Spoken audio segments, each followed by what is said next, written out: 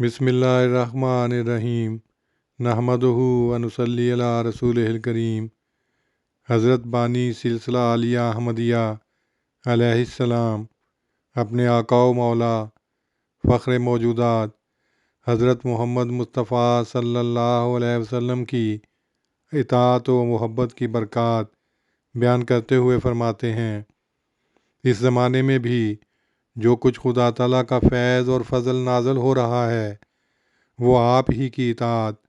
اور آپ ہی کی اتباع سے ملتا ہے۔ میں سچ کہتا ہوں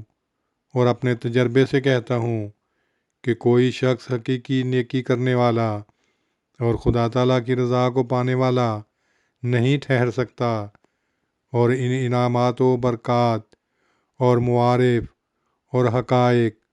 اور کشوف سے بہرہور نہیں ہو سکتا جو اعلیٰ درجے کے تزکیہ نفس پر ملتے ہیں، جب تک کہ وہ رسول اللہ صلی اللہ علیہ وسلم کی اتباع میں کھویا نہ جائے، اور اس کا ثبوت خود خدا تعالیٰ کے کلام سے ملتا ہے۔ قل ان کنتم تحبون اللہ فاتبعونی یحببکم اللہ، ملفوظات جلد اول صفحہ 132، ایڈیشن 2003۔